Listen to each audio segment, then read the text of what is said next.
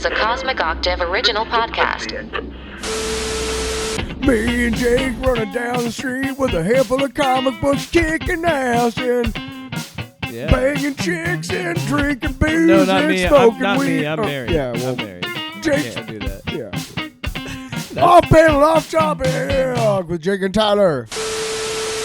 What's up? Why do you always start recording before I'm ready? What's up? What's It's not like you up? said anything. You didn't even say anything. So. Well, that's not the point. The point is that it makes it's us on look principle, unprofessional. Jake. God damn it. You know, I mean, when listeners tune in, they expect the kind of professionalism wherein we start with somebody farting in their armpits Exactly. for a good solid 2 minutes. That's the professional journalism that people tune in. I'm Tyler, by the way. That's Jake.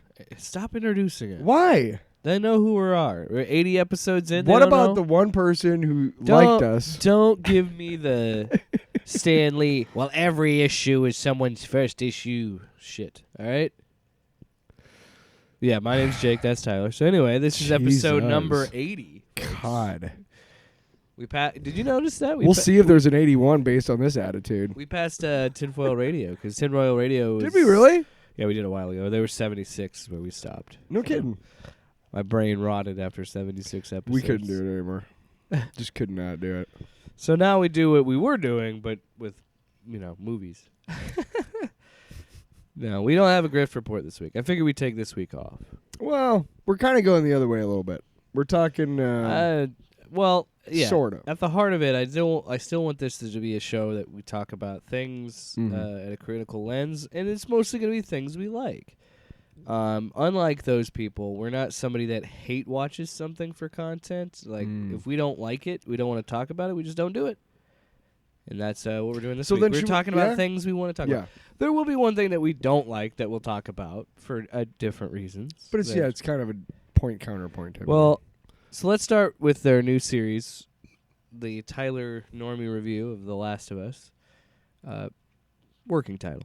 We'll start there. Episode 2, by the way, when this goes out, episode 3 will have gone up. This is not like, right. We're going to get the review. I just want to see, this really isn't about reviewing the show in and of itself. It's more of like, I want to get... Yeah, because, by the time you listen to this, we're always an reviewing episode. We're always an episode behind. Because we record on Sundays. Folks, if you have a Sundays. chance, go to YouTube and find Mr. Show's the pre-taped live show, the live pre-taped show sketch, and it's hilarious because they do. It's just really, really funny because each week he does the show. He's pre-taping the show for next week. Yeah. So the next week he's it's outdated. Next week, if you're watching the show now, you want to be calling about last week's topic. Don't call in about this topic if you're watching the show now. Exactly. So I missed last week. I'm going to try and do it again. Do episode 2 and 3 for this coming episode. But yeah, we record on the weekend, so it's either Saturday or Sunday. So it's more of like I want to get Tyler's perspective on, because that's important. Well, I want to get your perspective without you playing the game. I want to find things. I'm never going to play the game because there are some. And honestly, I think that people that have not played the game, you could play it and enjoy it. I still think it's a great game. Sure. But I think narratively, based on this, how they're doing this adaptation, you could probably just watch the show and get your fill from it. And I think I'm a straightforward, like, when I play video games, it's like one, and it's Madden. Because it's, it's straightforward. You do your off-season, you go through the season, you go through your off-season, you go through the season. You're not a gamer. I am definitely not a gamer. No. I have no interest in fully explorable 3D world. I don't fucking care. Have at it. Yeah. I mean, more power to you, but I'm just not... It holds no interest to me whatsoever. It just doesn't. I don't like figuring things out. Yeah. Anyway, so like to be spoon-fed. let's talk about episode 2. And again, by the time this goes up, episode 3 will have already I gone really out. liked how they. I told you this off the air. I hope they continue to do this kind of. The first episode was a little different, but this one they had kind of a cold open, and it was the doctor in Jakarta. Yeah. And they're talking to her. You haven't seen this yet? What? You said you haven't seen episode 2 yet? No, I said by the time this no, I was making a joke again that episode 2, even though by the time this goes up, episode 3 is live. You have seen 2? Yes. Okay. So, like the whole scene... I haven't done a video on it. Where she basically tells them like there's nothing we can do, we should bomb them, was really, really, unsettling, of course. But I hope that they continue to do that through the series, or at least every so often that they have a cold open that explains. Yeah, I like that a lot. Because later on, they're walking through Boston, and it was a way to give you some exposition about why there's giant holes in the ground in Boston. Yeah. It's already been explained to us by that cold open, and then they go, well, that's where they were trying to, stop the spread. Where, again, and you know what it is. That dialogue, that kind of exposition dialogue isn't, that's in the games of, like, an explanation of, oh, this is, because, like, when she says this is where they're bombing and stuff, that's in there, too. But, yeah, with the added element of the cold open that they've done, and I'm sure they're probably going to do it. I don't know when they'll stop. But I do like that they use that. Yeah, like how many you episodes said, are in it? Or is it one season? Well, they announced season 2, by the way.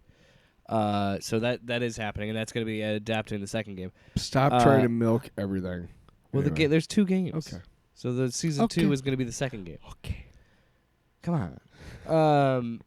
Come on, asshole. I think there's. I want to say there's 10. It's also been a while there's since 10 episodes. Okay. It's also been a while since I've had to wait a week for a show. Yeah, I know. Me too. When I finally got HBO Max back for Avenue 5, it was already done. Or I think there was maybe 1 or 2 episodes left. But by the time I got to them, the whole season 2 was done. Everything I watch now is already out because none of it's new. Yeah. I'm just kind of scouring, trying to find the next thing, which, Yeah. We'll see. We'll see what happens. But yeah, I do love that extra exposition to add to the expositional dialogue in that moment. A lot of this episode is shot for shot from the game, like just ripped right from the game. Neil Druckmann, the co-creator on it, actually directed this episode, so that was cool. What did you think, as someone who has not played the game, what did you think of the clickers? The clickers? Yeah. That's the things that those are zombies. Oh, that's what they call them? Yeah. I had seen them in the previews. I guess they never say clickers on the show yet. Yeah, I watched with subtitles, so I think they had like clickers and then like moaning or something. But the monsters, essentially, the zombies. Dude, you know what? Subtitles are not just for people who can't really hear. Subtitles are also for gleaning really valuable pieces of information before. Before they're introduced. I'm serious, man. You've seen some shows where it's like you hear a voice and it's like Loki, and you're like, or whatever. Yeah. No, but I had seen them in the previews, and they were talking about how there's been some of them that have been out there for like 10, 20 years walking around. Because this is 20 years after. And it kind of registered with me because I was like, I wonder what they look like. And then they showed them, and obviously that's what they look like. If they've been, the longer they go, the more they become like actual fungus. Yeah. So that was. Here's the thing: is I'm not into horror at all, but this to me isn't horror. Or it's more suspense, and it's more action adventure. There are moments of suspense and very good, very very well done. But it's because of the subject matter. I think it's because it's so closely related to like the zombie type thing, a little bit, that it doesn't. I don't scare easily anymore, which I like. If it was more scary, if it was more horror themed, or I don't know if there was something more, if it leaned more into the horror, I think I wouldn't like it as much because I don't care for horror movies. Wow, how dare you? Yeah, fuck off, man. There's plenty to be fucking terrified about in this fucking real world. Why are you making shit up? I'm Tyler. I'm a nihilist. Anyway, what? I'm a nihilist. Yeah, we are nihilists. We want pancakes. We'll cut off your Johnson. That's from The Big Lebowski. Another interesting thing about this episode, as someone who's seen it, or someone who's played it versus someone who's seen it. I thought you were just saying, by the way, I've seen it. I don't know. I don't know. The death of Tess and how they handle it is different, completely different in the show than it was in the game. And I think it's better in the show. Because in the game, you're also fighting like the federal government, Fedra. Yeah. So like those guys, they're chasing you because of everything. Yeah. In the game, she does get bitten, and she sacrifices herself, but she sacrifices herself by fighting the Fedra soldiers, and they kill her. But obviously in the show it's different, and I think the show is much more effective. But what did you think? Not knowing, because I knew she was going to die in this episode. You didn't, so what did you think? Well, okay, a couple things. That actress has been in a ton of shit, and she's really good. What's her name? Damn it. I can't remember her name. She was in that Fringe show. I've never seen Fringe. Actually, really interesting show. If you get a It's chance. J.J. Abrams. Are you sure you like it? He's an executive producer. Yeah, that meant that he showed up every once in a while for coffee and a paycheck. Oh yeah, that looks good. I'll be back. Yeah, yeah. I don't know why my version of JJ talks like that. Right? Hey, I'm J.J. Abrams. I don't know, I'm from Brooklyn. I just imagine him having like a weird Ben Shapiro Brooklyn accent. Like, hey man, that looks good. I'll talk to you later. I've been hard on J.J. Abrams. Yeah, at least I don't call him Jar Jar Abrams like the fucking fandom menace losers. Wow. Fuck them. I gotta at least say fuck them at least once in each episode. Okay, so it's out of the way. You talk about The Last of Us. So she's been in a ton of shit, and I noticed one thing that I noticed was that, you know, I am a big I pay attention to the opening credits. I pay attention to the things that are being shown while the show's playing, and they show those little credits at the bottom of the screen. And you can tell a lot of shit from watching that stuff. And one of the things that I could tell was that there was only 2 names in the cast. It was Pedro Pascal and the girl, not this actress. I knew that she was in it because I think I'd seen her in previews. But you know that the only people getting out are Ellie and Joel. A little bit. I didn't. You kind of have that in your head already. In my mind. Yeah. In my mind, kind of. So it wasn't surprising. But yeah, like I said, like, you know, there's a lot you can, like, stuff that I feel like I watch TV a little differently from some people because I've been in TV, so I notice a lot more shit. Yeah. Well, and I've studied a lot of like filmmaking too, so I'm also someone that likes to look at that. And the opening titles, like, those are interesting to us because we like to see how they're done, the music and all that stuff, right? Right. And we like to see, like, you know, where do they put it? Do they, you know? Yeah, I've always been interested in Right. how films are made and all Right. that. And I think there's people who watch TV like that, like you and I do, and I think that's because I'm always thinking how they pull off that shot. We get how do a they little do this? more. We Yeah. get a little more out of TV than people who've never worked in TV Right. or film. And that's not being like, oh, we're better. No, That's I'm not just saying I'm a filmmaker or anything either. We have so. a different have a different perspective. Yeah. Anyway, but I get it. But so that's how I kind of knew that she wasn't going to stick around. I was hoping she would because she's incredible. She's a great actress. She's really beautiful, and just she plays like really badass, like don't give a shit characters, and she's great at it. You know, I'd like to do a bar crawl with her. Yeah. Again, and I think she's British. Again, I think the performances were great in this episode too. All of them are. Yeah. I love the how they delivered how Ellie is and how she is this funny, like, foul-mouthed teenager, you know. Well, and another thing that's different in the show that wasn't in the game was the fungus communicating, which I did not know. Right. See, that was really cool. That is real. Bella Ramsey is. Bella Ramsey, yeah. That is real, by the way. The fungus communicating with itself. Oh no, I know, but I mean that was crazy. Like, it was just like, that's such a smart idea that you wouldn't think of, and I think that is their way of also working around the spores dilemma, because the spores in the game are what works, and there we go. for a game, not on a TV show. Yeah, Anna Torv. She is whatever. She's Australian. She's whatever, man. I don't care. No, but she's a really great actress, and I mean it kind of stinks again that she's not going to be part of the show anymore. But I'll bet you anything that she shows up in a couple of flashbacks. No, I don't know. No, I don't think so. I think she's gone. You gotta let her go. By the way, the episode Delia's gone. The episode that you will have watched at this point.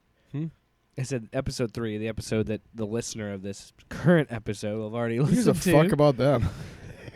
Nick Offerman shows up next. I see that, and anybody who saw season 2 of Fargo, yeah, Nick Offerman played a drunk lawyer, an alcoholic lawyer, in that one, and it's really, really, really, really, really good. He's great in everything.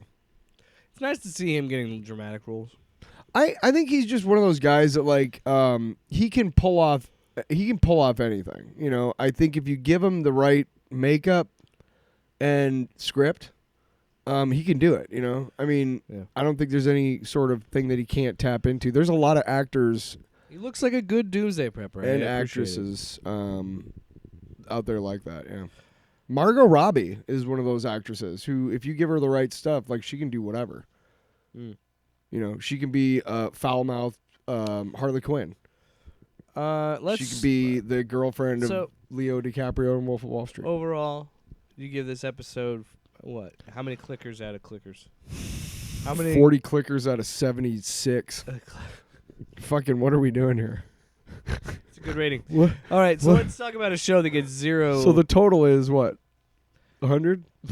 I don't know what the total is. You just made The it total is 5. No, let's do 12. Yeah. 16. I give it a 6 out of 12. Let's do quadrants of 4. Let's add a variable. We got to be unique.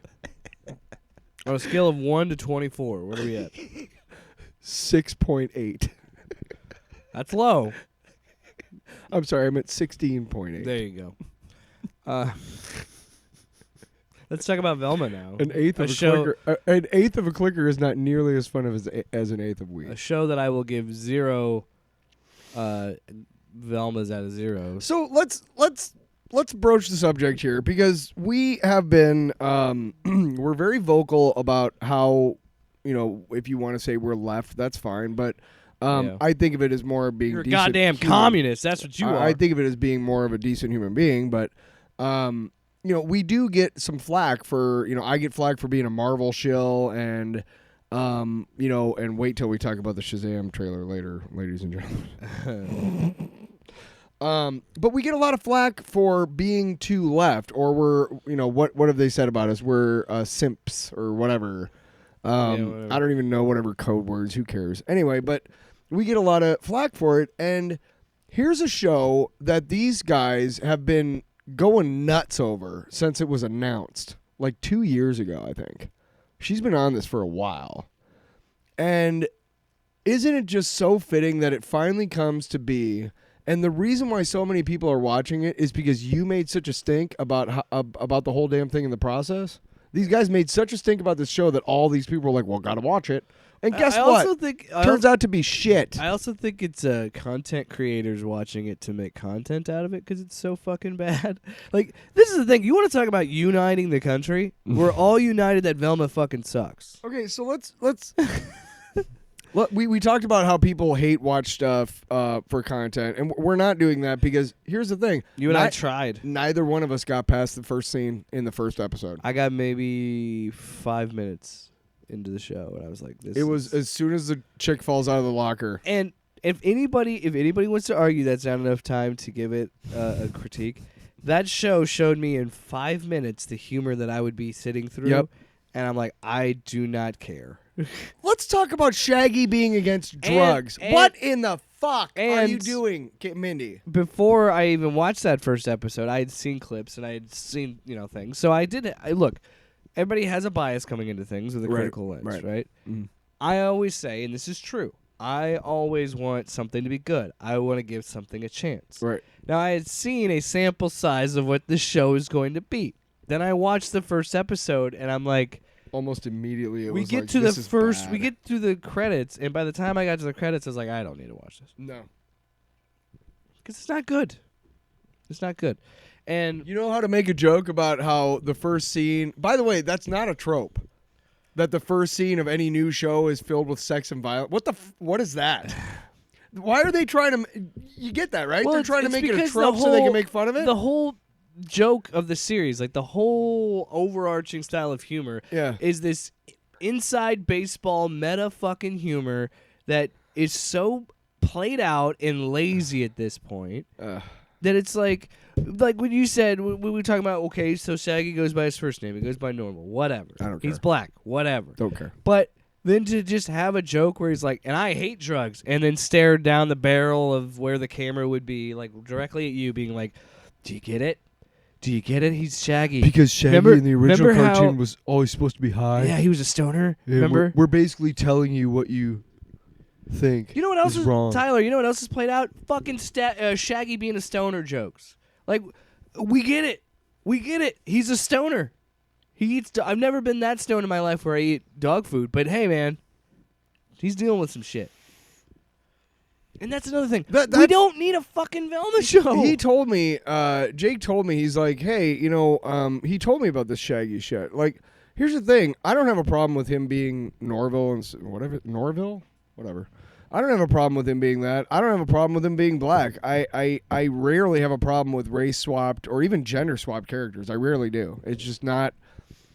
It's not going to ruin or make the show better. It's not going to ruin the show. It's not going to make the show better. It has to be about the story, and we've talked about this many times. And from what I can see, I don't give a shit who killed that girl who fell out of the locker, because that's the story, right? Yeah. But I don't give a shit because I'm so turned off by all this really fucking terrible, like, crude humor. it's almost like you're trying to hit me in the head with a hammer. You know what it sounds? No, it looks like. It looks like if I wrote this show if I were like 14. When I was 14, this would have been like a pitch I would have had to HBO. And we talk Because about we have right, cockroaches fucking. right within the first 30 seconds. Like, what is that? And then the whole first scene is a bunch of teenage girls in the shower Naked, or covered up with soap, talking about how titillating it is, and talking to about show them. nudity and shows and stuff. And it's like also you are presenting them as teenage girls. They are in high school, and like. Yeah, and why does Velma show up in like that like costume and she has a weird voice all of a sudden? And then there's some sort of joke about blind race blind swap. I don't know. I don't care. There's another joke about whatever. Me Too against Me Too, like in. It's So just, let's so much of the humor of that show is like, it's fucking try hard shit. It is again. It is like they The best decided. shows are- They decided we have a demo. We're going after teenage boys with this kind of humor, and clearly with the obvious attempt at nudity and I guess. cockroaches fucking. I don't know why you want to go after that demographic. They're idiots. Have you ever met? And by the way, this is on a. You ever met a 19-year-old kid? This is what I mean. They think. This is what I think. Just kidding. This is what I get frustrated with. Is we still have this. We are look. Adult Swim has existed for 20 years. We have changed and evolved past. There's not. Look, I'm excited about the new Aqua Teen season. I want to see more of that stuff. Me sure. too. But not all animated shows for adults have to be Aqua Teen Hunger Force or Family Guy or The Simpsons or South Park. No. They think that everything, especially comedy, adult animated comedies, have to be crude and disgusting and wacky. nudity and off the wall. And it's like, you know what's another great animated show? King of the Hill. And that's a normal fucking show that just happens to be animated. That is incredibly written. Yeah. There's Great writing on that show. Exactly. And I'm not saying there isn't a place for Aqua Teen and these other shows, but I'm just saying not all animated comedies have to be that. You can make adult animated. Look at DC. Well, DC makes adult animated movies right, all the time. Right.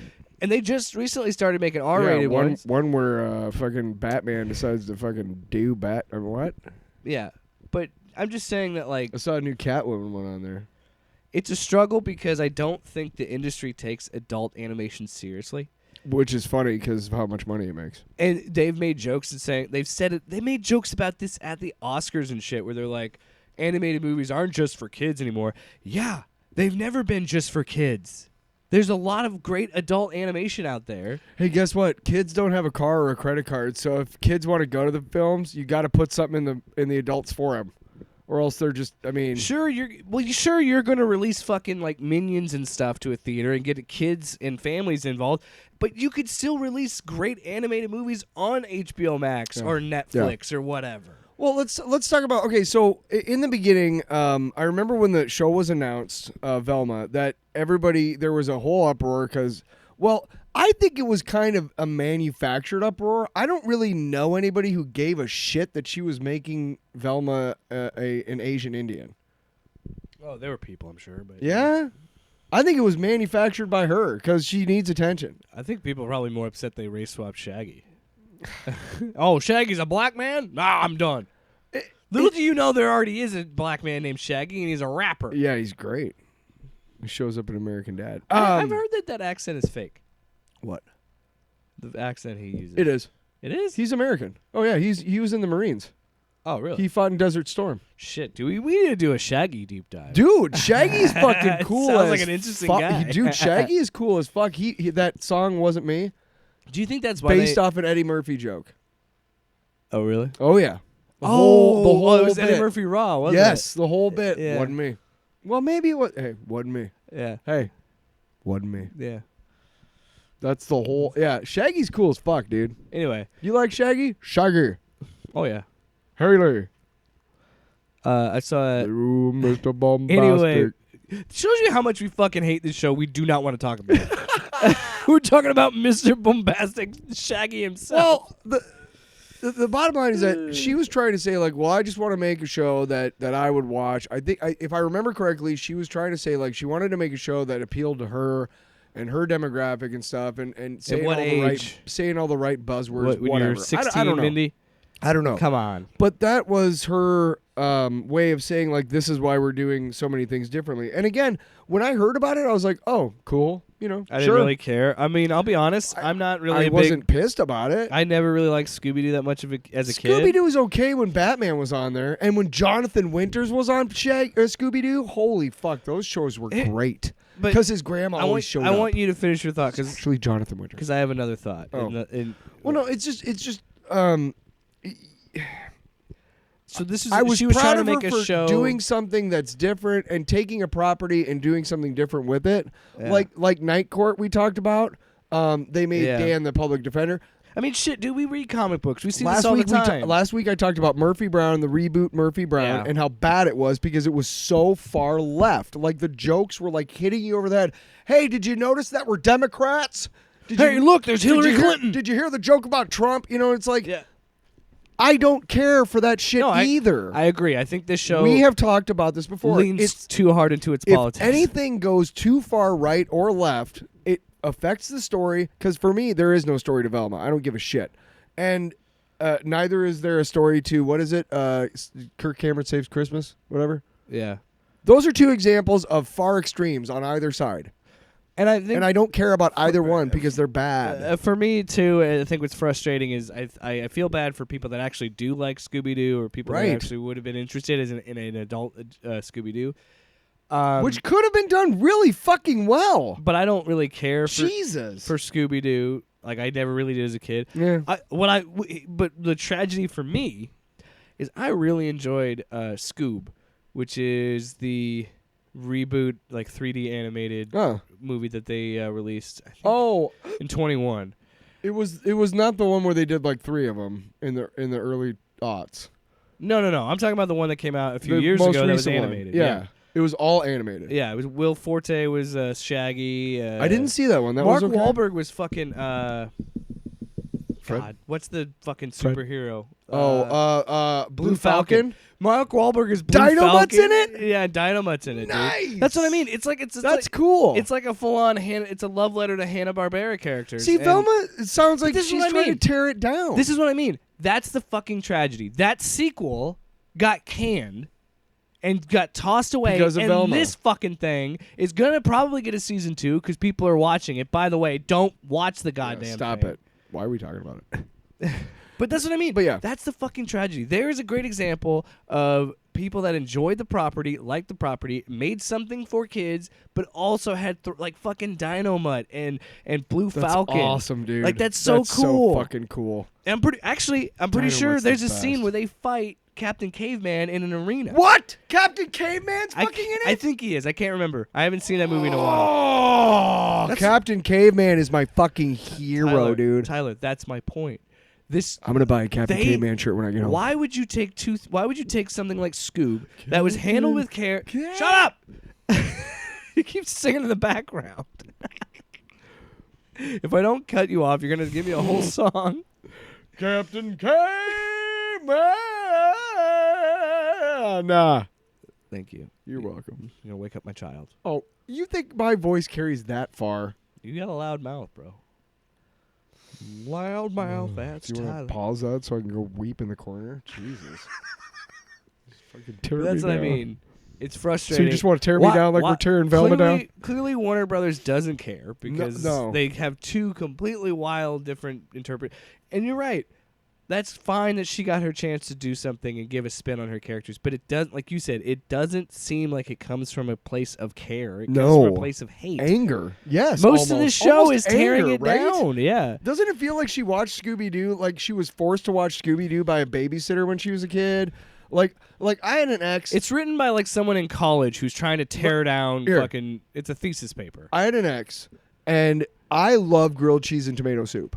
It's like the best like comfort food for a cold day, right? Classic old man. Right? Total. I had an ex who could not stand tomato soup, and you want to know why? Why? Because she had a babysitter one time when she was little who made her finish her tomato soup, and it made her puke. Right? Uh-huh. Okay. Weird. I know that. Okay. That's why she's an ex. No. I couldn't handle her not eating my tomato The soup. point is that she fucking despise, like, even the Yeah. smell, the sight of it makes her gag, like all that shit, right? Yeah. So to me, it seems like Mindy Kaling had a babysitter, and I'm not laughing at this because it's horrible if it actually happened, but that like strapped her down and forced her to watch episodes of Scooby-Doo fucking while she was on the Clockwork- phone with it's her like boyfriend. Clockwork Orange, like fry your eyes You know, like she was a terrible babysitter, and like Yeah. just talked to her boyfriend the whole time on the phone. And while she was doing that, like she just like taped her to the bed and like watched Scooby Doo. That's what it seems like. Velma, to me, like it looks Mindy like- Kaling hates fucking Scooby Doo. Fucking hates. It seems like a weird thesis paper that's trying to like take down the character of Scooby Doo, and it's like, what are we doing here? Oh, can I just ask a real quick question here, Jake? Can you go ahead and tell me? If, Sure. It's a yes or no question. Sure. Is Scooby Doo in this show? No. What the? Hey, it's supposed to be a prequel. I felt myself jumping up there, and I brought it down. It's a prequel to before they become the mystery team. I so don't. Not what you're saying, but what Mindy Kaling wants me to know. I so don't care. I don't care. This is how Mystery Inc. was formed. I don't think I ever heard of it referred to as Mystery Inc. They It's just drove sort of- around in the Mystery Machine. They might have referred to it as a Mystery Machine, but I don't remember them ever referring to themselves as Mystery Inc. So why are you giving me a prequel about how Mystery Inc. formed? That isn't a thing. God. And while you're doing it, you're making them all look like fucking assholes, apparently. All right, that's enough about Velma. 0 Velmas out of Velmas. I love our rating scale. Always changes. So now I want to talk about a little bit of news. 0 Scoobies out of Velmas. So Because he's not in the show. Kevin Feige was a guest on the Movie Business podcast, Mhm. hosted by Jason E. Squire. Oh, I know that guy. Which I think was his former professor at Oh. USC Oh, okay. School of Cinematic Arts. Anyway, he had an interview with Kevin, and Kevin was asked about if if he thinks that audiences are going to get sick of it. There's going to be superhero fatigue, and we've had this conversation since Ant-Man 1. Seems like for me, that's when I remember having me myself feeling like I was having fatigue. Really? And then I saw Ant-Man. I was like, that was actually a fun movie. I'm back in. It didn't get to me until like they started putting out like the 3 Disney Plus shows a year. I'll be honest. We've Still talked about watched it them all. about whether or not there's certain shows we would cover for the podcast, because I don't think I'd watch the Agatha show if there's like. Well, that's not coming out now. It's been pushed back. So Well, I feel like a lot of those shows are like, you get to this episode and then watch on. That's what you need. Like, I feel like because they still haven't figured out what they're doing. Like, I think you can effectively do 6 episodes of a series. You could. sure. But I think a lot of these shows need another episode or two. Like, and I said it ever since, especially with Moon Knight. Moon Knight would have benefited hugely from 2 other episodes. Absolutely. Show. Show us Jake Lockley before the last scene. Yeah. But anyway. Damn it. Keep going. Disney Plus shows. Yeah. Oh, so it seemed to me like, okay, like remember when Agatha All Along became like a huge hit on iTunes, Yeah. and then like a week later they announced an Agatha spinoff show. Yeah. That was so fucking old DC. I was like, Marvel, what the fuck are you doing? Yeah. Do not do that shit. Well, I do hope they do. I'm happy for Don't make Catherine me Hahn, point on and the I thing hope here. they do something with her Sure. effectively. I It's would nice like to see it. she's finally getting recognition. You know what I'd really like to see, honestly? Like do a crazy like based in the 1600s where she's Agatha Harkness, whatever, but like in her incorporate elements of I can't remember what it was called, but they did prime, Marvel 1600. yes, I think that was incorporate elements of that, dude. Isn't that Neil Gaiman? Yeah. Yeah. It was really good.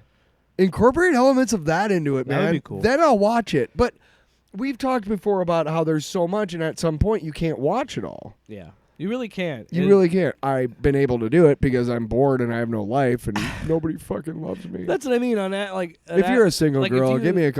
If you have like households with families that have Disney Plus, yeah, those parents probably aren't watching everything. And then they make it seem like it's appointment viewing, but how many times the only time where you have to watch a show to be into the movie was Doctor Strange, because you had to watch WandaVision to interpret what's going on with that. That's the only one. Or at least be aware of the events. That's the that only happen. one in Phase 4. Everything else is its own thing, and it's doing its own thing. But anyway, Kevin Feige was on the Movie Business Podcast. When asked about superhero fatigue, he said, I'm not going to get the audio. I'm just going to read it. Fuck you. I've been at Marvel Studios for over 22 years, and most of us here at Marvel Studios have been around a decade or longer together. From probably my second year at Marvel, people were asking, well, how long is it going to last? Is this fad of comic book movies going to end? I didn't really understand the question, because to me it was akin to saying after Gone with the Wind, well, how many more movies can be made off of novels? Do you think the audience will sour on movies being adapted from books? You would never ask that, because there's an inherent understanding among most people that a book can be anything. A novel can have any type of story whatsoever. So it all depends on a story you're translating. Non-comic readers don't understand that it's the same thing in comics. I agree. Can I tell you something? Sure. I'm never gonna get tired of it. One final quote that I'm just not. Yeah. One final quote that sticks out. There's 80 years of the most interesting, emotional, groundbreaking stories that have been told in Marvel Comics. Yeah. And it is our great privilege to be able to take what we have and adapt them. Another way to do that is adapting them into different genres and what types of movies we want to make. Boom. That's why Kevin Feige has been successful, because he knows what he's talking about. And he knows that. That's a great point to say there's 80 years of fucking lore here that we can pick And through. almost all of it's really good. And and there's so many great stories that you can adapt and change, add to. And there's a lot of people that bitch and moan that they're using too many modern storylines. And I'm like, okay, motherfucker, go back to the 70s and the 80s and try and find some good. And I'm not saying there aren't good stories there. There are, and they, you know what? They transcend all the other ones, because we talk about, like, how many times have people talked about this isn't Marvel, this is DC, but how many times have they talked about Watchmen? That came out in 1985. Dark Knight Returns came out in 1986, and people still talk about it to this day. There are those there, but most of it is shit. Just like now in comics, there's a lot of really good series out there, but there's also a lot of shit. That's just how it is.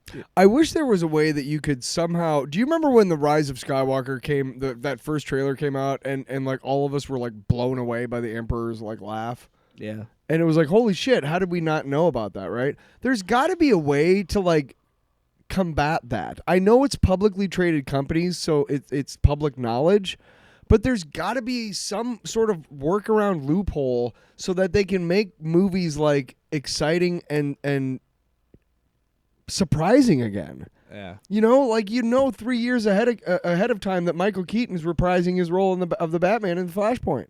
Yeah.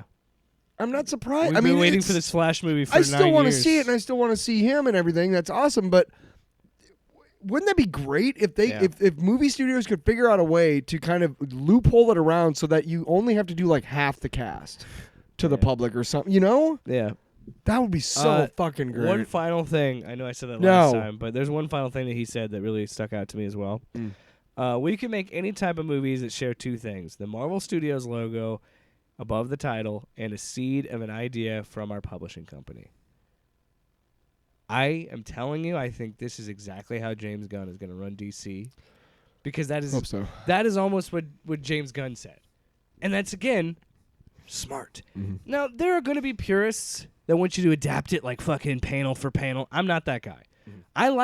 I liked Civil War and I like the comic story of Civil War, and I like the movie version of Civil War. I think they both serve their purposes. Can I tell you, like, the perfect scene to me of the comic book movies and why like the most comic book thing that I saw was in the first Avengers movie when there's actually the spin shot. No, there's a panel of Black Widow running away from Hulk in the comics. Oh yeah, when she's running towards the camera. Right. And there's a panel it's not super famous, but it's fairly iconic of that happening.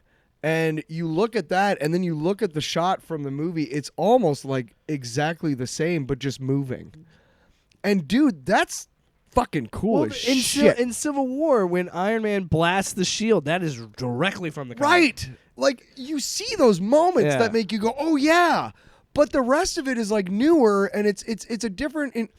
Look, dude, I'm just never gonna get tired of it. I'm with I'm you. just not. I thought that I was gonna get tired of it. Well, we're Marvel shills anyway. Yeah, but I don't. Where's that check, Kevin? And it's not just because we do this podcast where we would be talking about it. Kevin. Good or bad, I've been watching comic book. You and I both have been watching comic books ever since they come out, because we've been reading comics our whole life at different periods of our life. Yeah, I don't know anything other than comic books because I learned to read on those. Yeah. Since I've been reading, I knew about comic books, so I'm a nerd. Yeah. Nerd. But what Kevin. But what I love about what he's saying, and I think that they're really showing it with Kang and the multiverse stuff, is look, I get it. I've bitched about continuity before, but I've gotten over it, because my idea is I don't care about continuity, because neither do these publishers really care that much about continuity, because they'll just retcon anything they don't like. They'll have some writer add on or tack on to some bullshit. That's what happens in comic books. Because that's comics. Yeah. And we're approaching the multiverse stuff with Marvel and having all that, so now we're accepting that idea that we can make whatever movie we want. And guess what? Those two Fantastic Four movies, you hated them, but you're gonna pop when you see them in one of these movies because they exist. Like, famously, when Chris Claremont killed off Phoenix, he said to Marvel, she can't come back. Jean Grey can't come back. I'm gonna do this, but only if you promise me this. I want her to stay dead. Yes. Uncle Ben. I want her to be Uncle Ben. What happened about 4 years later when Louise Simonson came on and they were like, "Hey, we want to bring back Phoenix"? Do you think they said no? Yeah. We can't. We promised. And I think so. That's how things work. And I think there could be criticisms for that, but at the same time, I'm sure Claremont wasn't happy about it. But he really had no choice in the matter. You could stop reading after Claremont. You can. You don't need to keep reading it. No. Because you know what I've had to learn, and I've accepted, and it kind of shakes me to my core? Spider-Man is going to be around after I'm dead. Yeah. Batman's going to be around after I'm dead. Yeah. Like, this stuff is, these are... Unless the society crumbles, then they'll be around. Yeah, unless there's the apocalypse and we all die together. Let's be honest. Dude, I would crush the apocalypse. Thanks. What? I don't know. Why did I'm just saying I could survive. And you're like, wow, how could you? You don't know how to be a survivalist? Yeah, I do. Well, let me ask. You know how I know how to survive? I played enough Fallout. Let me ask you this question. What? Where's your first? Where are you going first after the apocalypse? That's none of your business. Okay. Unless we want to talk about this off air, we'll talk about it. No. But I don't want them to know where I'm going. General terms. Where are you going, like, to get supplies and shit first or whatever? If you say the gun store, you're dead. Oh, do you think you know how to live the apocalypse? You better already have guns when the apocalypse happens, because guess what the owners of the gun store are going to do? Sit inside their gun store and shoot at people trying to come and get guns until they die. Wow. Why not? It's the apocalypse. Who cares? Wow. Do you think you're going to get close to the gun shop after the apocalypse? You don't know how sneaky I can be. Wow. I'm like a snake, dude. You don't even know. They call me Jake the Snake Williams, not Robert. Did you make that up? Don't sue me. Did you make that up? Jake the Snake was a pro wrestler. You know that. Oh. I thought I was clever, and I named my Red Dead Redemption character Rattlesnake Jake. And then I remembered, oh shit, I love that movie Rango. That's where I got it from. I thought I was creative, and then I was like, wait a minute, that's in Rango, isn't it? Which it is. Yeah, you fucking A fake. great example of a kids animated movie that is extremely good, and I will sing the praise. Ashley laughs because I don't think anybody on this planet loves Rango more than I do. I love that movie. Wow. Have you not seen it? Johnny Depp, he plays a Yeah, I know. chameleon. I know it. I know about it. Rango. The It's really kids, good. the stepkids had it. Gore, the dude who did the Pirates of the Caribbean movies, a couple of them. Gore Sure. something. Sure. Gore Vidal? Sure. No. Gore Verbena. Gore Verbena. Okay. What were we talking about? Why is your first name Gore? Oh, we were Talking moving on about to the next superhero thing. fatigue. No, I think that I thought we already decided that it's not going to happen. people to us. people keep talking about the way of the Western, and they keep talking about that, of how dominating the spaghetti Western was in that era, and now there's like hardly no other Westerns being made. Right. Was there one In a was there traditional one sense. studio that was doing all the westerns at once and keeping track of all the westerns? No, there wasn't. Shut the fuck up. Not you, but everybody who points to the westerns. And It's not the same thing, folks. I'm just It's tired. not. I'm honestly tired of the conversation because, again, if nobody is forcing you to watch these movies, nobody is forcing you to be involved in this stuff. I choose to do it because I like it, and I've It's liked. well done It's shit. been stuff that I've enjoyed since I was a kid. Like I enjoy this shit, Hey. and Daredevil, Green Lantern, really shitty movies. one of the best Spider-Man movies in the last come out in No Way Home. I can't talk. That movie. You're having a stroke. That over there? movie has 20 years of storytelling and nostalgia baked into it because not only do you have the villains, but you have the other Peter Parkers that we've I'm learned to love. going to go the other way. Daredevil and Green Lantern were both objectively bad movies. They're bad movies. To some. Objectively. You can't say objectively. Yes, I can. No, you can't. What are their tomatoes? Don't make me say talk about Rotten Tomatoes. Well, I'm just saying that, like, just accept that objectively they're bad because some people like them, but most people don't. Thank you. I understand Shush. what you're saying. What I'm saying is, and overwhelmingly, I people believe, thought it was bad. I believe you agree with me that I still liked them Yeah, because it was fucking Daredevil on screen and it was Green Lantern on screen. and I watched it as a kid. So right. I Well, you were more of a kid. I was like 10 when that came. The Daredevil. So what's came your out. excuse, Tyler? No. I'll be honest. I really enjoyed Green Lantern, but I was in high school and I was really high when I saw that movie. So, Fantastic Four, the first two, they weren't terrible. I mean, of course, the Cloud Galactus was fucking awful. Ugh. But honestly, do you really want to see what they could have made Galactus with the technology of that time? I don't. no. That would have been like a green screened dude in space with I a remember purple you helmet. and I tried to rewatch Fantastic Four when it was on Disney Plus. And I was like, this is Yeah. really bad. Like I do, like when I was younger, I was like, even then, I think when it came out at that age, I was probably like 10 or 11, and I was like, this is kind of cheesy. But I always had much more of an attachment to Batman and Spider-Man because I have those animated cartoons. Mm-hmm. And I was never super into Fantastic Four. I'm still not that into the Fantastic Four, when you get down to it, is one of Marvel's weaker properties. It really is. Now, they were the first super team and really the first. I think they came out before Spider-Man. Yeah. Or I don't know. But I agree with him too. Like, I love the Marvel universe. I love the DC universe. I love those stories. I love those characters. I love superheroes. Like, it's cool to be a part of a modern myth. It's cool to live in a contemporary myth. yeah, and Because to know these stories and what This is all it is. This is the same shit as the Odyssey and all that other stuff with all these gods and Do you mythical know creatures. how awesome I think I am because I've read like all the Dune books? Like I know all that. You know You know all what I this mean? modern mythology. Right. Like I'm sure there are plenty of people who've read all the books. We still need to do the series where you try and explain Dune to me. What's the one you're going to explain to me? You're going to do because we're going to do it back and forth. Well, yeah, I was going to try and explain a video game plot to Right. you. Yes. But yeah, we still need to do that. But yeah, no, and I think that is another reason that it works because these stories are, when you start to really look at this stuff, this is like the stories of old. These superheroes are God. You know, people have made this comparison before. I'm not the first one to say Sure. this.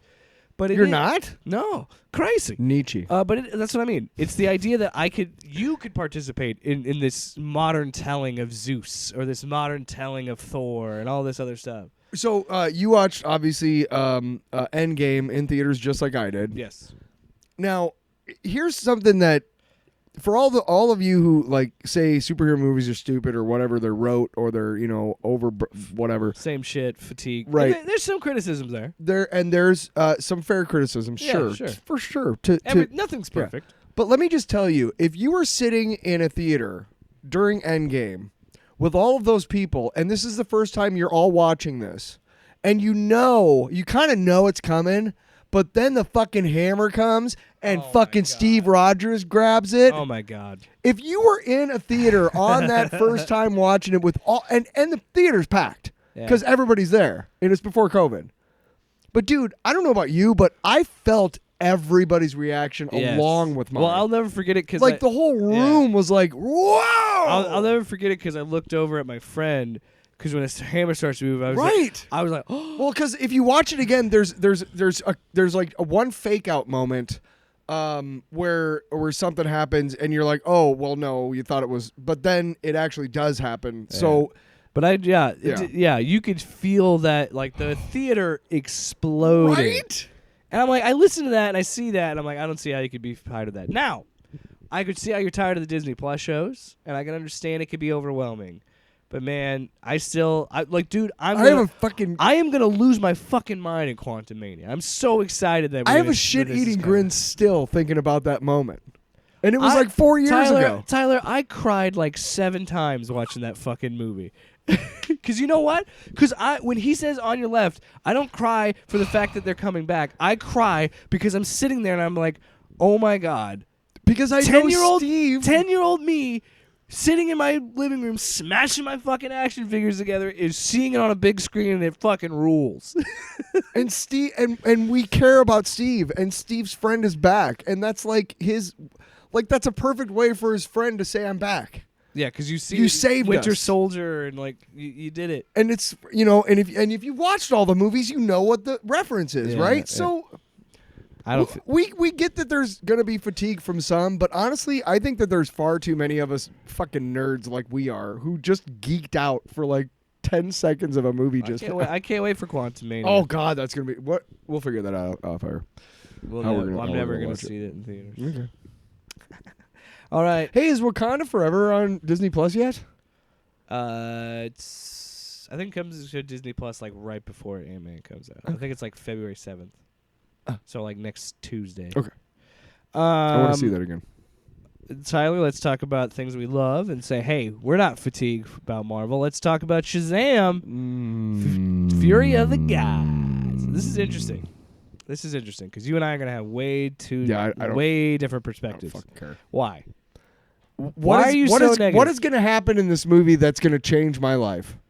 Oh, my God. What?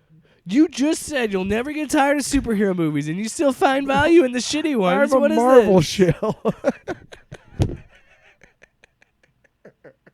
No, here's the thing. It's funny because it's the opposite. Because I am overly defensive of DC because I know. of you. I am gonna go and watch this movie in the theaters. Probably. Are you gonna watch it with me, you son of a bitch? Probably with you, because I'm assuming, right? So it'll be a lot like Black Adam. I do want to see it because I liked the first one. Sure. But the first one, if the first one doesn't exist, my life is not one iota different. Oh, my God. At all. Oh, but your life was different after you saw the Eternals? Nope. I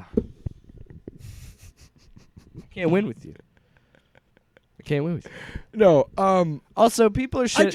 There's some people that are really shitting on this trailer, and it's just like, why do you hate fun? No. Here's the thing. Hey, you're showing me the entire plot, so I don't need to see the damn movie now. They did show a lot, right? The second thing is, this is like the 5th fucking trailer. Enough. Just fucking First of all, goddamn release the movie. It's like the 3rd trailer. Oh, please. With the teasers and shit, this is like the 9th. This is the only thing that DC has had to fall back on with all the other fucking negative shit going on. Because Warner Brothers are so desperate to get you to care. They're like, hey. Right, so let's ruin the movie. Here's the whole fucking plot. These are who they are. They're the daughters of Atlas. Hey, can I give you my powers back? Nope. Well, I know how that's going to go in the movie. Well, you had to know that was going to happen at some point. I just Every second superhero movie has to have the superhero give up their powers for a brief period of time. You know. To me, the whole big trope from like the big movie from Tom Hanks or whatever, like the whole thing got old before the end of the first movie.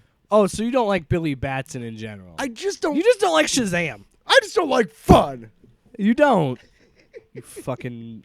Well, the first one was fine, but it didn't cure cancer, dude. No, it just doesn't. The first one was anything fine, for me. but I It's a still dude- can't see. It's a dude in a red suit who's like Superman. Big fucking deal. And Here. he's actually a kid. Oh, whatever. I don't care. I'm sorry. I just don't care. Yeah, I didn't really care that much about Shazam either, but I enjoyed the hell out of The that only first good movie. thing the only thing that was good about Shazam was back in '86 when he fucking went and Shazammed and killed a fucking supervillain, and that was the start of the Legends comic book series back in the '80s in DC, where they basically rebuilt the DC universe after Crisis on Infinite Earths happened. That's when Byrne's Man of Steel came out. That was the only cool thing that Shazam ever did, was accidentally kill a giant dude named Brimstone when he turned into Shazam. That's the only thing he ever did that was cool. Oh, and he was great in the Justice League series, international series. Oh yeah. Yeah, he was. Why don't you just? He was in like 3 Well, issues. unlike you, I enjoy things, so I'm excited to see this movie. Unlike you, I'm not a complete and total cocksucker. I absolutely love that first movie. Because it was fun. It just Why do you hate DC so much? I just didn't do anything for me. I'm sorry. I guarantee. I feel so bad right now guarantee if there about was my Marvel opinions. Studios on top of this movie. Kevin, where's the fucking check? What the fuck? Okay. I got a new address. P.O. Box each. P.O. Box. I love Marvel. No, it just... No. What are you going to do? Where are you going to build from here? To me, I'm so used to Marvel and how well they've done Right. it. My question is, now you got James And you're Gunn on board. confused 'cause You're you're in- still doing Fury of the Gods because that's pre-James Gunn. What are you building towards? What are you building towards? there's Do no- I need to see this to build towards it? I know that's exactly what you hate about all these movies, is that some people watch them for the next thing and the Easter eggs and all that. But I do. And there's not going to be one fucking Easter egg in Fury of the Gods that's going to make me go, well, this was worth the fucking $20 for popcorn and soda and the $10 for the ticket. Sorry. I'll still go because I love popcorn. No, man. What? We're not going now. What? You don't like DC? This is news to you? Fucking curing cancer over here. Why would you go? We had a good time at Black Adam, didn't we? I don't know. Did we? Did we, Tyler? I thought I did. I guess, I don't know. Did you not? I guess. No, I did. But I enjoyed the movie because I enjoy things. Oh, yeah. How Don't dare forget- you have don't a different forget- opinion than Don't me. forget that I did like the movie a lot more than I thought I would. And I think you'll say the same thing with this But movie. we both thought the same thing. Adam Smasher fucking killed the vibe so many times. I'm excited for Who's this gonna movie. kill the vibe I'm in this one? excited to see the dynamic with the Marvel family now, or the Shazam family, I guess.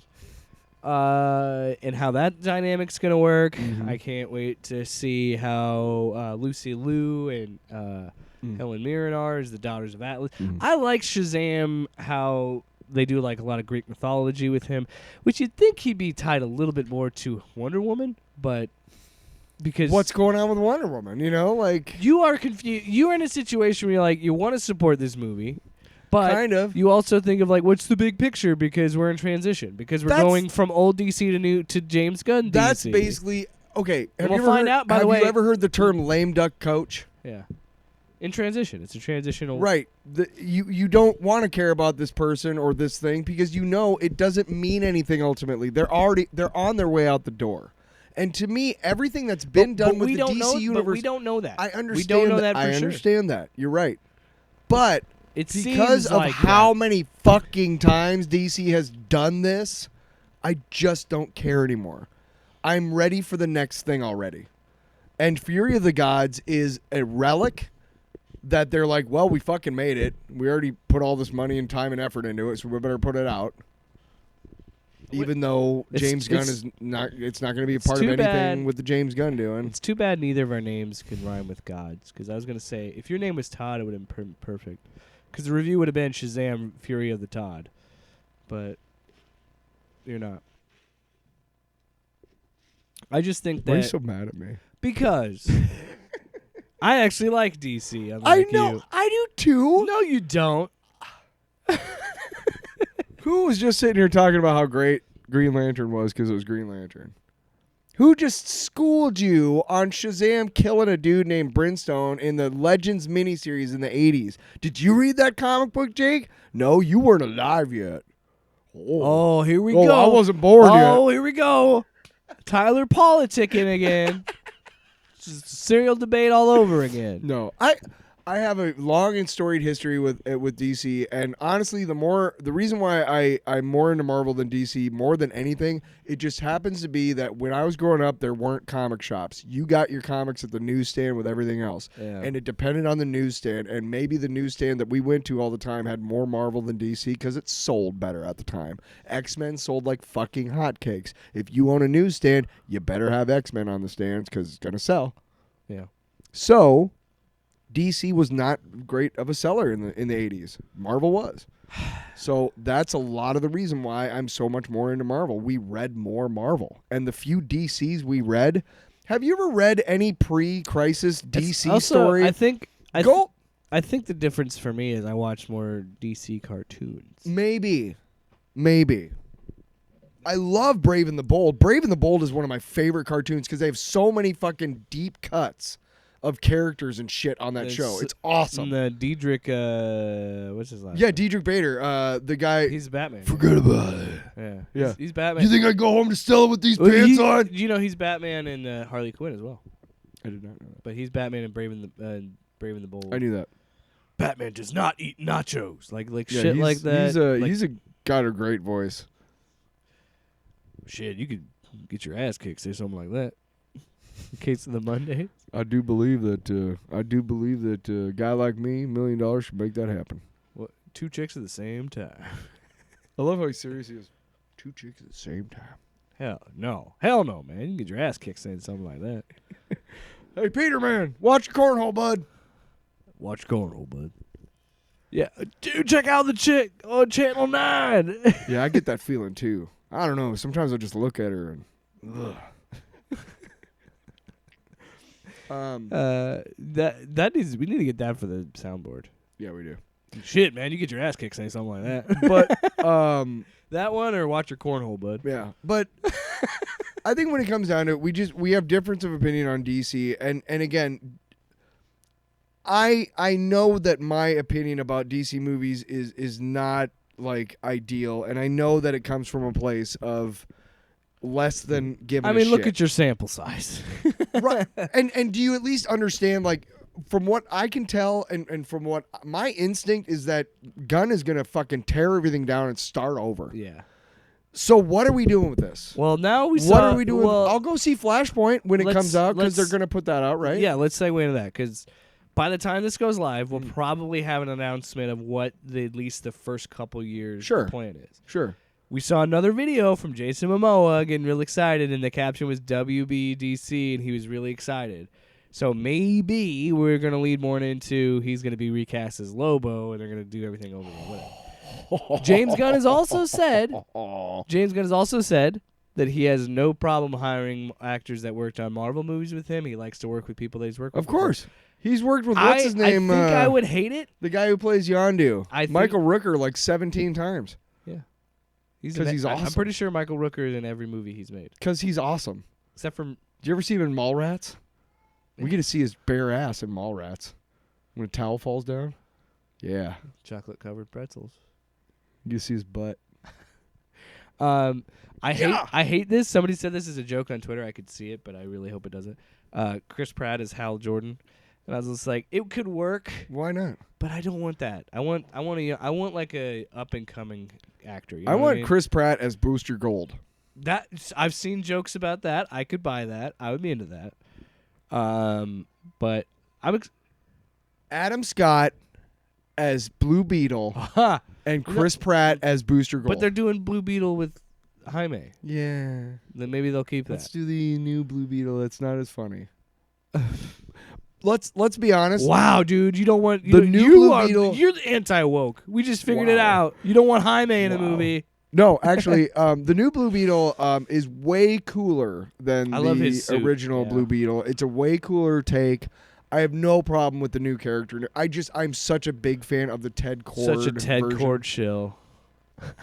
No, I have no problem at all. No, with- I know. I'm fucking with you. Yeah, fuck you. Hey, see what I'm hoping is the Blue Beetle has the one that's the two guys have to combine to turn into the fire guy, Firestarter or something like that. Oh, Firestorm. Firestorm. I'm wondering if he's He's a gonna weird because character. they've teamed up in the past. I wonder if he will be in there because I know they did like a thing. They also were in.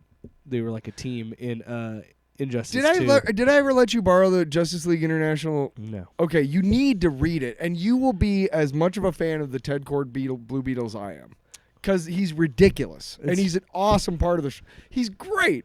They all travel around in his big beetle, which is a big ship shaped like a So, beetle. It's ridiculous. I think with what James Gunn is going to announce, I think it'd be smart to keep Batman out of it for a little bit because we have whatever Matt Reeves is doing with his Batman, and I think it's wiser to let that have its thing. And because it's hard to say because I don't know like audiences that don't read comic books or are not into this like super into the news about these movies and stuff like that, but I think we have gotten to a point where an audience can be smart enough to say that this is a different Batman, but I just don't know if that you'd have to I don't know, you'd have to test that or do something. I feel like, I mean, now granted, I know how stupid humanity is because I live in the world, but oh my gosh. No, Nihilist Tyler.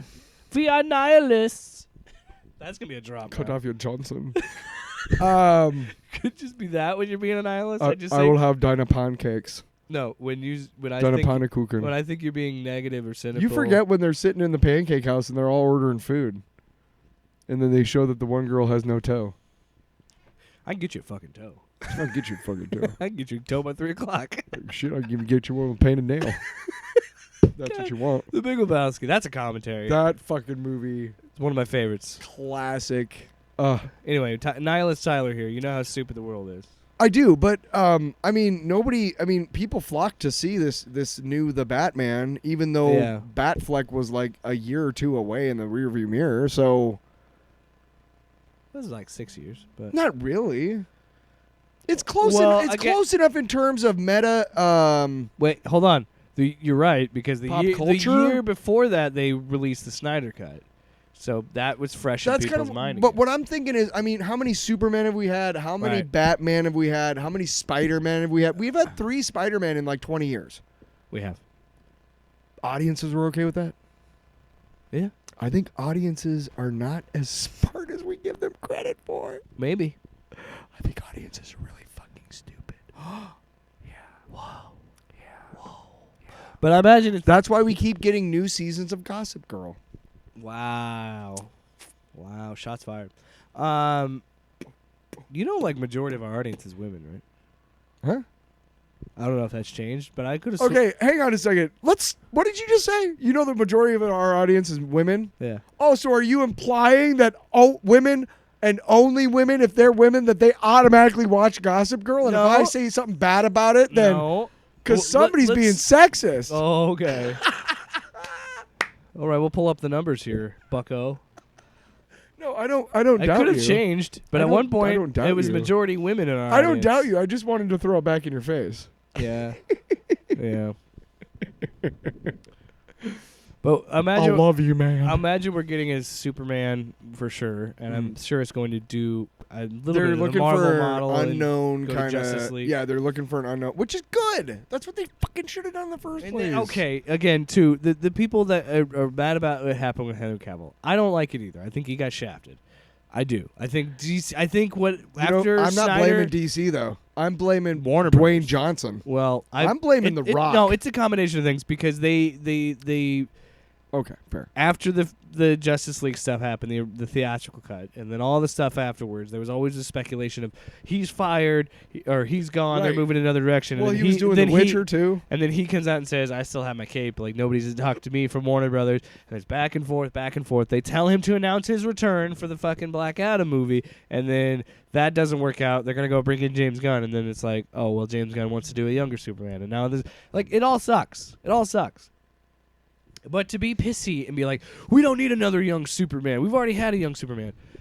The last time we had a young Superman was in the fucking 70s with the first one. Mm-hmm. Because if you go back and you watch Man of Steel, he's not Clark Kent hardly at all. He's Superman, fights Zod, does all that shit. Then he fights Batman, dies, comes back to save the Justice League. So that's a lie. That's a fucking lie. And stop believing that shit. It's the same stupid argument that the fourth Thor movie was the fourth time Thor finds himself. No, it's not, because you were not paying attention to the movies. Because the first movie, he's an arrogant prick and he has to learn humility. And the second movie, who fucking knows with that movie? The third, he loses his mom. He loses his mom. The second movie was fucking terrible. Who fucking knows? Go on. Third movie. He loses his mom in the second movie. The third movie, he finds out he has a long-lost sister. And his dad dies. He has to blow up his homeland. Where is that as him fighting himself? Where is he fighting himself between that and fucking fighting Hulk? You dumbasses. It's the same people that say that shit. And Superman Returns even is just a continuation of Christopher Reeve's Superman. Yes. So we haven't had a young Superman at all. So shut up. You know what sucks about Superman Returns? Oh, wait, you gonna count fucking Smallville? Are we gonna count Smallville? I don't even know. How many TV shows?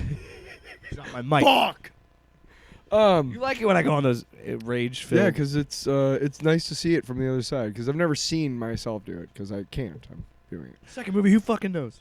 You know what sucks about Superman Returns? I think you and I talked about this before, like Kevin Spacey, right? Yeah. Like, okay, now for various reasons, I can't watch American Beauty.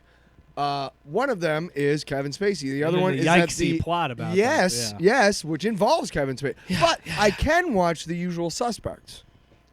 Because he's the bad guy? Right, right? And he's not, he's not really sinister in that one or whatever, Can I be guess. honest? I've heard it's a great movie. I've never watched What? it. The Usual Suspects? But here's why. Well, because you know I know the twist. So there's it's no. still worth it, though. I Still know worth who it. Kaiser Sose is. Still worth it. Trust me. Still worth I it. remember the shot of where he drops the mug. I only know about that shot because of Scary Movie, because they drop a mug at the That's end of fine. that, and it's a Should goldfish. still watch it. Although Bryan Singer's a fucking creep, Yeah, too. so maybe that's why Kevin maybe Spacey just got the leave work. it out. Hey, stop it. He was found not guilty, okay? Superman Returns is not that great of a Still don't movie, like him. but do you know Gene Hackman was okay as Lex Luthor, but he was more Gene Hackman. Yes. The best And then on whatever the screen- fuck they were doing with Jesse Oh, Eisenberg. Yeah, Christ. I don't blame him for that. No. That's Zack Snyder's the direction. the best on-screen interpretation of Lex Luthor, without a doubt, hands fucking down, is Kevin Spacey in Superman Returns, which sucks because Kevin Spacey is a fucking creep, and I've I never can't actually watch seen that. Superman Returns. You should go on YouTube and just watch all the scenes with him as Lex, because he's fucking. Yeah. Oh, But that was an interesting choice. but I can't watch him. To make that as not like a new Superman. It's like a continuation of the But it's Christopher not- Reeve Superman. But It it's is, not. but it's not. Yeah. And then it's like he's got a son. it's implied, that's- but it's not. It's another movie that I haven't actually seen. And it, Lois but has a husband. But I know all the plot points. And then she's got a boy, but that boy looks awful lot you like know Clark. Brandon Routh is from Iowa. No.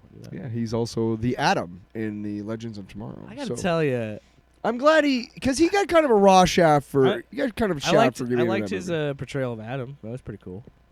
And the Arrowverse. Oh yeah, the Atom. The I thought you Atom. were saying Adam like the name. No, Adam. He yeah. was also in Scott Atom. Pilgrim versus the World. He was the vegan. vegan. Yeah, he was great in that. Yeah. He's a good guy. I like him. I like him too. We should ask him out. I got a raw deal. He got Stephen he Wilson. got to be Superman again on the CW Yeah, stuff yeah, because yep. they did the Crisis on Infinite Earth. Which I need.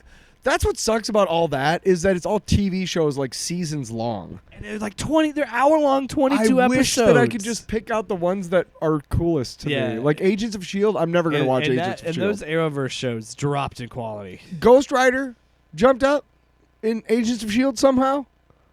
I'm never gonna watch Agents of S.H.I.E.L.D. just for that. You know, because they had it'll to take me forever. They had to get rid of his character because they didn't have enough money to keep that character on the show. Dude, it was pretty low level CGI, but it was good enough for TV. Yeah. But it was the Jaime Reyes. Yeah, the latest one, the latest Ghostbuster. with the car and the which is cool. Suit. I like his suit, his like jumpsuit that Yeah, he's got a cool design. But I'm mad because my Ghost Rider is Johnny Blaze, not Danny Ketch that everybody remembers and the one that's probably the most popular with the spikes. No, Johnny Blaze.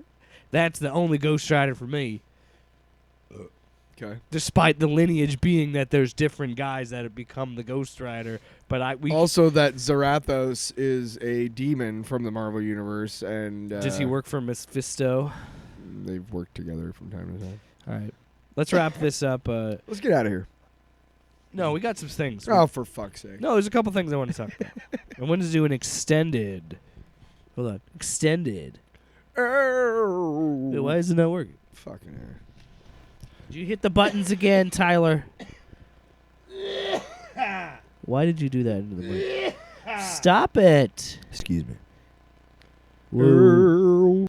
So Tyler is I said extended because there's a couple things I wanted to talk about. Mm-hmm. But the first one I want to talk about was Jonah Hill's new movie called You People, which is kind of a basic plot, but it works really well in this modern time. Because is it on Netflix? Yes. What do you want from me? I don't control who distributes this. Why are you telling me stuff? Okay. No, but you told me off air. It sounds cool.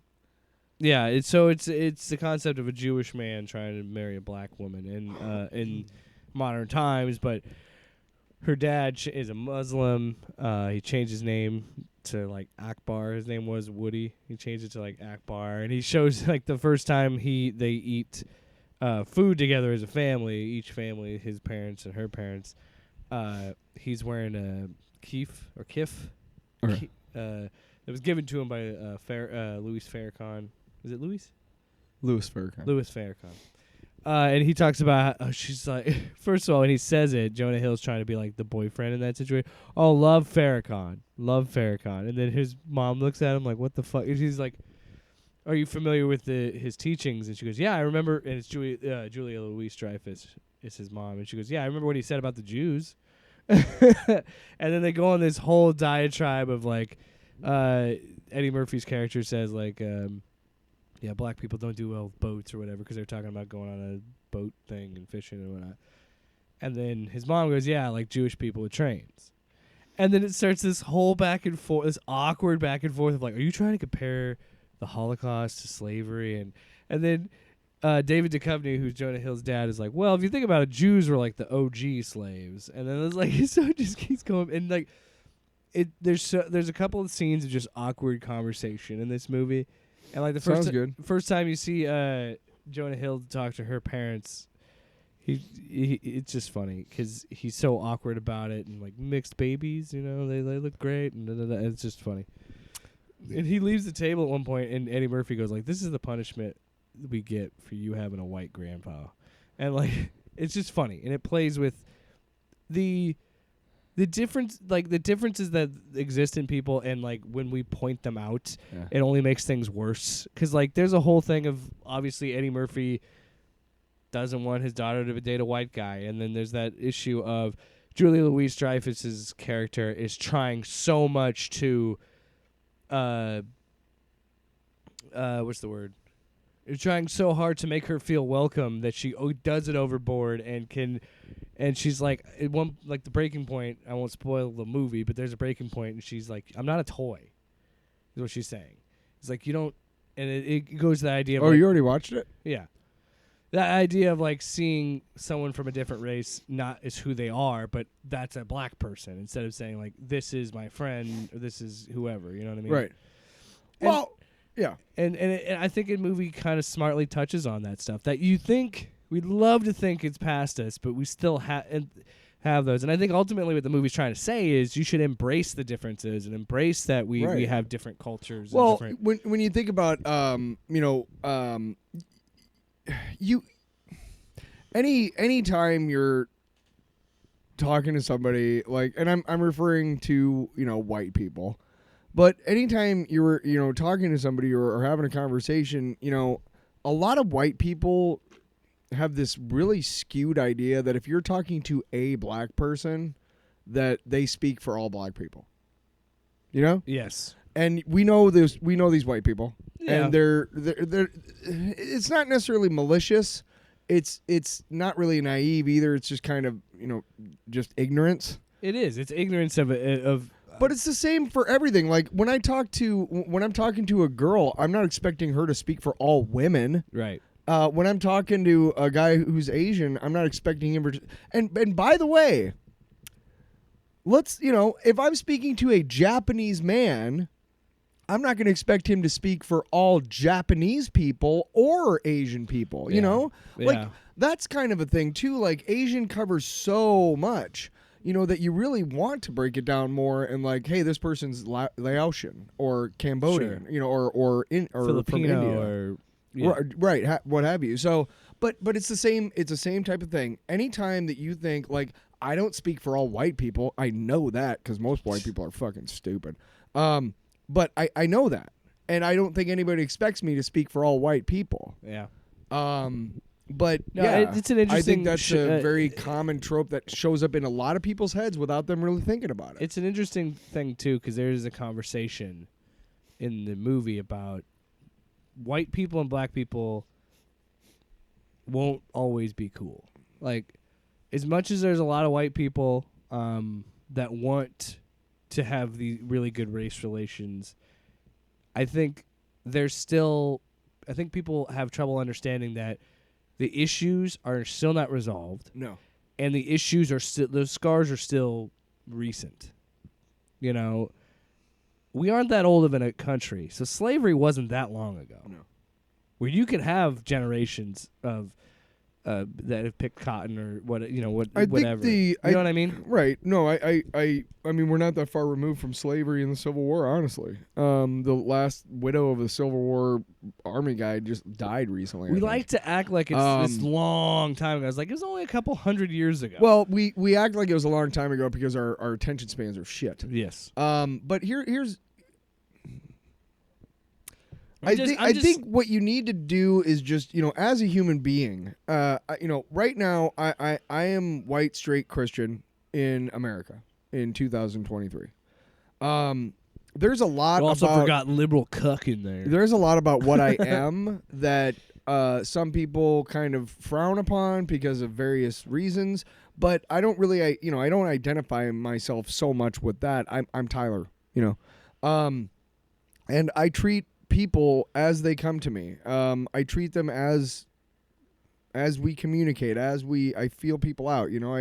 I don't just assume if I'm, if somebody, if I'm walking towards a black person, I don't just assume that the interaction is going to go a certain way. Yeah. Or if I'm walking towards a woman, that the interaction, you know what I mean? I don't assume that. I assume that this human being wants to be treated just as with much as respect as I do, and that's how I'm going to start that interaction until I know differently, or I learn differently, or I'm told differently. Or, like if that person's a piece of it's shit, like if they're I don't fucking dicks or whatever. I get out of my. Okay. There's a lot of times I get out of the way, like go out of my way to avoid people, not because I don't want to have interactions with people. I don't know what they're doing. I'm just gonna. I'm minding my business. They're minding theirs. I don't want to. But no, it's nice to see a movie. So there was one time, I gotta tell you the story. I was walking down Colfax, or no, it was 14th, and I was walking down 14th, and I had to cross the street because the place that I was on one side of the street for most of the time, and I had to cross the street at one other point to get to where I needed to go. And when I decided to cross the street was right before I saw a black guy coming towards me. And I'm like, God damn it. Good like, job, I need to racist. cross the street, but Yeah. I know that he's going to be like, oh, fuck that guy. I would be, Yeah.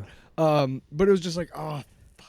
It's nice to see a comedy broach these topics. Yeah, well, that's how we talk about these subjects. Yeah. Yeah, and have fun with it. Yeah, And and it is true. We still have issues, and I think sadly those people don't understand as much as we want to be like, well, we got rid of slavery and we got rid of we gave them civil rights in the 60s and all these things. It's like, sure, but that's the fucking bare minimum that they should have had in the first place. And then secondly, it's like there's still systematic racism all over. Oh yeah, especially in places of well, power. That's what all of this shit is that's going on in the halls of government in our country right now. Is the last gasp of these fucking white assholes who are like, oh shit, we're an endangered species. Like, yeah, because you're pieces of shit. We're trying to get rid of people like you. You're scum. This is what happens when you have different people of different cultures. But and that's different why they're nations trying so hard to like put these like, you know, I mean, Iowa is a shithole now. Thanks, Republicans. Yes. Okay, and then the other thing that I saw that I just finished, Amazon show Hunters just wrapped You told up. me about that. Yeah, it's only 2 seasons.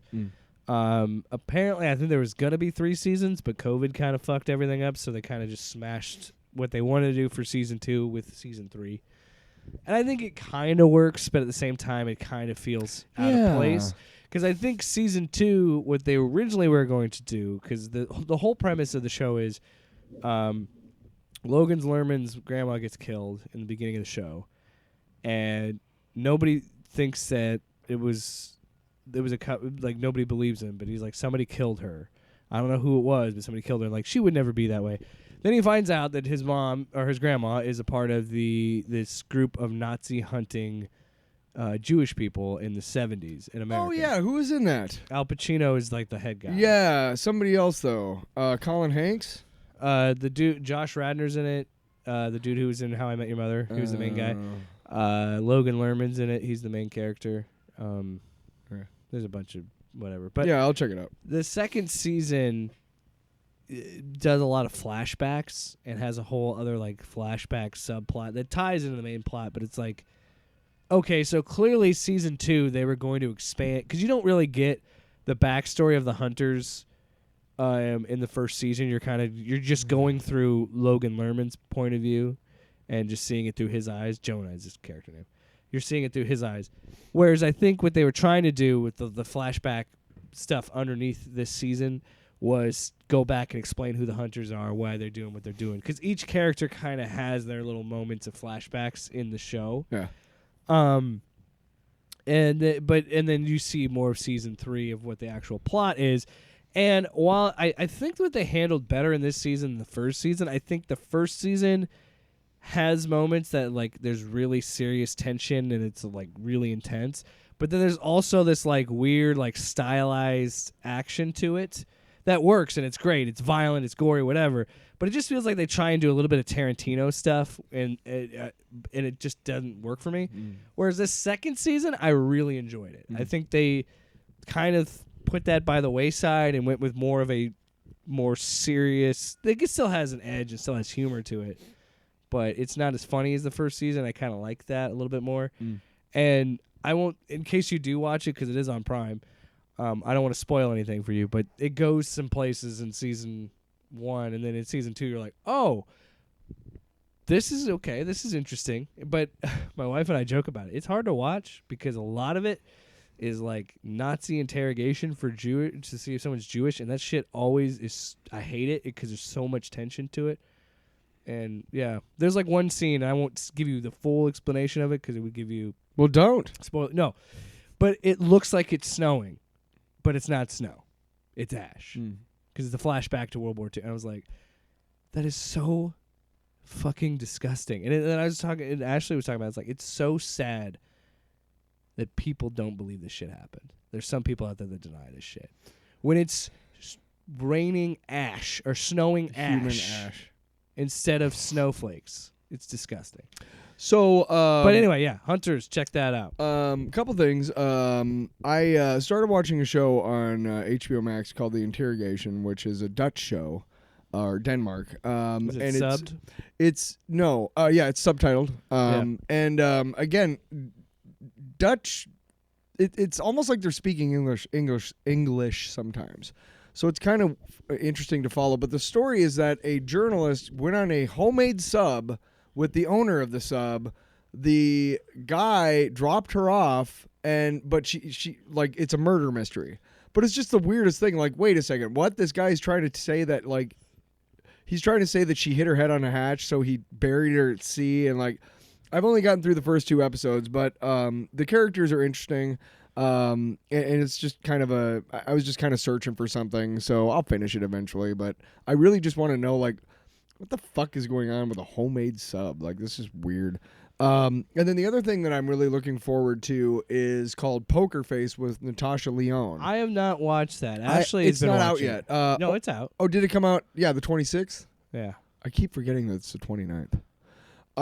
That's right. I got to watch that because I've been seeing promos on it with Peacock. I got Peacock so I could watch Night Court the next day on Wednesday. Ryan Johnson is like, I don't know. Right. It's a Ryan Johnson joint. It's fucking Natasha Lyonne. There's fucking shitloads of people in it. So I'm like, okay. I don't know what it's about, but I like her and I like Ryan Johnson stuff. So I love I'm the willing fact to bet it's going to be good. That Ryan Johnson is in a part of his career where he made bigger budget sci-fi movies like Looper, and he got to work on Star Wars and all that stuff. But his roots are in murder mysteries because one of his first movies, if not his first movie, was Brick.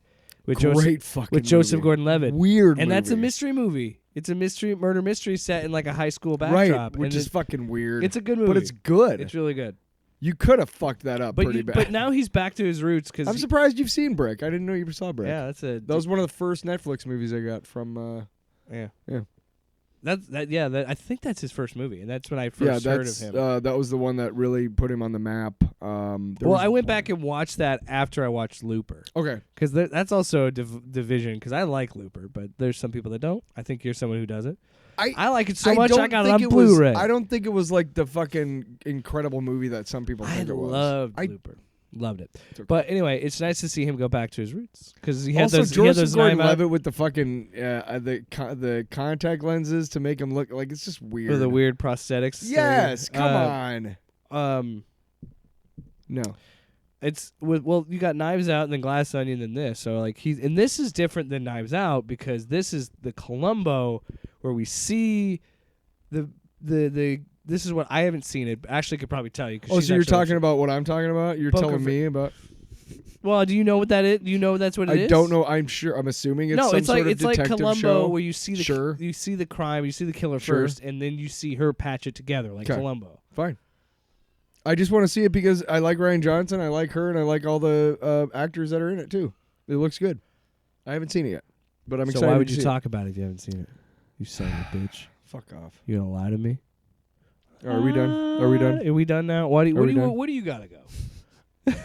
There's a goddamn NFC Championship game. Why do you care? You're a Vikings fan. Ouch. You just fucking put that Well, if it out makes there? you feel better, You my just said team's put that back. out The Buccaneers are gonna suck again soon. So they already sucked this year. All right, what else you got to talk about then? I got nothing else. Then shut up and let's go. Wow. What are we gonna do next week? Quantumania is out in 2 weeks. Yeah. When is Fury of the Gods coming out? March. Like I fucking care. Directly a month after Quantumania is coming out. I gotta wait a fucking month to see that piece of shit. Dude, March is jam-packed. There's a lot of movies coming out in March. What's coming out? We did go back and listen to the most anticipated 2023 movies and TV shows, you fuck. Boom! Segue. Yeah. Wait, hold on. Let me whip this thing out. Oh my god. Again. Every time I come over, he whips this out. Check it out, man. Like, god damn it. Stop that. Oh, is it working? Yeah, it should be. Are you sure? Yeah. Yeah. I think so. Yeah. No, it's not working. No, it's not working. I don't have it connected. There. Fucking Christ. Sorry, everybody. I apologize. God. I did not know it was on full volume. I'm sorry. Fucking jerk. I was literally trying to turn it down, and it just. So, all right. Well, I guess we'll see you next week. That's it. Yeah. I got nothing else. Why do you want to rush me? I don't want to. We're done with the show. What else do we want to talk about? Maybe I want to just sit here and stare at you. Can we put that on the pod? Can we just stare at each other's eyes? Can we do some Tyler's album's out on Spotify. Yes. Arigato, the Amazing T-Bird. Mm-hmm. It's doing really well. I've sold one copy, which is the least amount that I've sold of any album. But when I sold those other 3, I didn't have them on Spotify. I knew I was going to sacrifice revenue for listening. What an artist. I'd rather people all listen. I'd rather everybody in the world listens to it than sell 1 million copies. This song is not on it, but it should be. I didn't really write it. I mean, I put them together. I put the loops together in just such a way. But I didn't write it. Didn't compose it. Yeah. Didn't actually play the instruments. Shit. Off Panel, Off Topic with Jake and Tyler.